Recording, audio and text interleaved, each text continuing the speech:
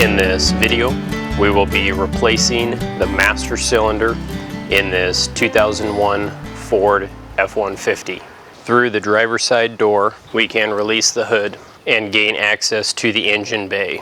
In the engine bay, we want to find the location of the master cylinder. The master cylinder is located on the driver's side portion of the vehicle, up by the firewall. This location is on the other side of the brake pedal inside the vehicle. The master cylinder reservoir is noted by being a translucent plastic container which will hold our brake fluid. The rest of our master cylinder assembly sits directly below that reservoir. We need to remove the entire assembly with the reservoir. We want plenty of rags underneath the master cylinder because as we remove the brake lines, we will lose some brake fluid, and we do not want that getting on the paint of our vehicle. This particular vehicle has cruise control, so we want to unplug the electrical connector from the brake pressure switch. There are two brake lines that enter the master cylinder. On each brake line we have a tube nut. To prevent rounding off the nuts, you need to make sure you are using a flare nut wrench, also known as a tubing wrench. The rearmost fitting is either 7/16 or 11 millimeters. 11 millimeters fits just a little bit tighter. However, the front fitting is either 5/8 or 16 millimeters. Both of those fit on identically the same. These fittings were probably installed 20 years ago when the vehicle was brand new. There is a good chance they are rusted or corroded and will be difficult to remove. We will be applying some Amsoil's metal protector, which is a penetrating oil that will eat through the rust and corrosion, allowing us to easily remove these fittings. It is important that the tubing wrench get squarely on the nut so you do not round over the nut. Removing the brake lines will introduce air into the system that will need to be bled out later. However, we do want to cover the ends of our hoses so that it does not get contaminated with debris. If the fittings do not come loose with firm but smooth pressure, it is important that you apply more Amsoil's metal protector and allow it to soak in for a little bit longer. You do not want to damage the fittings. Those brake lines can then be pushed out of the way. The master cylinder has two mounting nuts holding it onto the brake booster. Again, they have been on there a long time. We're going to use some Amsoil's metal protector to help loosen those up. For the side closest to the driver's side door, I was able to use a 9/16 deep socket with an extension.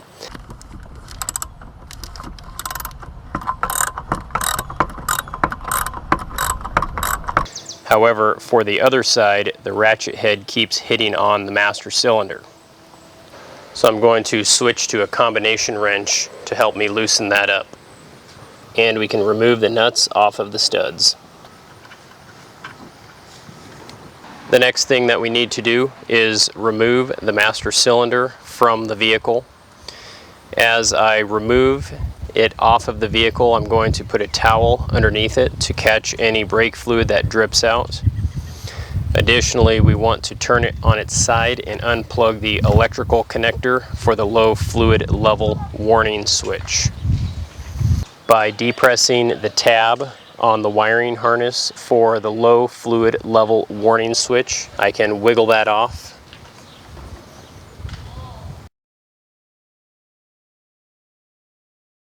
For this process, I have my new master cylinder with the accessories that were included in the box. I have a length of steel rod, a bench vise, plenty of rags, and one 12-ounce bottle of Amsoil's .3 and 4 synthetic brake fluid. Although they do make master cylinder bench bleeding kits, this particular kit did not have the correct size of fittings for my master cylinder, so I was not able to use this. These tube kits can reduce the possibility of mess and brake fluid getting all over. However, I am only going to be using what the manufacturer has provided me and the directions that they have given me as well. We want to first clamp the master cylinder securely by the mounting flange in a bench vise. Now I have installed a piece of old welding glove in the bench vise so I do not mar the mating surface of this mounting flange. Next, we can remove the plugs that the manufacturer has installed on the outlet ports. Next, you will want to make sure there is a catch container underneath the master cylinder. Using Amsoil's .3 and 4 synthetic brake fluid, we want to fill the reservoir with our new fluid. When the fluid begins to drip from the outlet ports, we want to securely install the threaded plugs that were included with the new master cylinder. This will provide lubrication to the piston seals before bleeding. Make sure to cap the reservoir as well as any brake fluid containers as soon as you can, as the brake fluid wants to absorb moisture. With a bleeding tool or suitable blunt tool, in this case I'm using a steel rod, we want to slowly depress the master cylinder piston using 3/4 to 1 inch strokes and then releasing. We're going to continue the procedure until the piston cannot be depressed more than 1/8 of an inch and no bubbles are visible in the fluid reservoir. After that, I'm going to top off the master cylinder and replace the cap.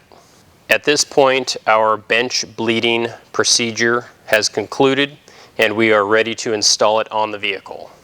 As I take a look at my new master cylinder and compare it to my old master cylinder, I can see that there are some differences with regards to the electrical connections, that they don't look the exact same. The electrical connectors off of our old master cylinder will need to be removed and put on our new master cylinder. Taking a look at the side of our old master cylinder, we see that the low fluid level warning switch connector has a small tab at the base. This tab needs to be depressed so we can remove that connector. Using some small screwdrivers, we can work that connector out of there. The same process has to be done with the new master cylinder, and we can install our old connector into our new location. Next, we need to remove the electrical connector from the brake pressure switch. Again, this vehicle is equipped with cruise control. This looks like it's been on there a while, so we'll apply a little Amsoil's metal protector and let that soak in. And with a 9/16 combination wrench, we will loosen that up.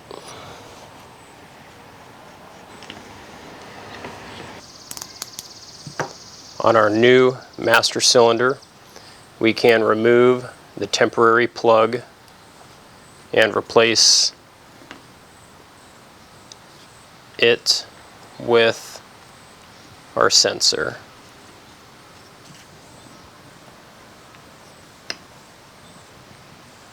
Make sure you clean off any excess brake fluid. We can now install our new master cylinder.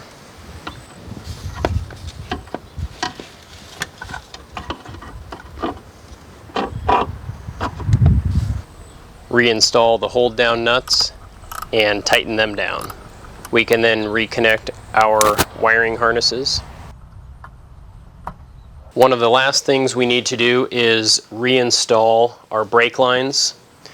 Now, we had previously installed temporary plugs when we did the bench bleed process. We're going to be removing one plug at a time. After removal, we're going to install the steel brake line and tighten that down. Then we'll move on to the next line. When we take a look at the size of the brake line fitting and the size of the port on the side of the master cylinder, it's obvious that this brake line is much smaller than the port. So if we take a look back over to our old master cylinder, I can see that they have installed a reducing fitting to go from that larger diameter to a smaller diameter. A little bit of Amsoil's metal protector around that fitting. Let that soak in for a bit. And then we can use a 7/8 inch combination wrench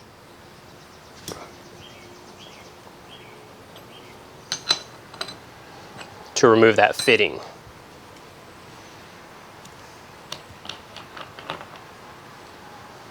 We can then remove that temporary plug, install our reducer, and install our brake line. The brake line should thread on smoothly. If it does not, you may have cross-threaded it.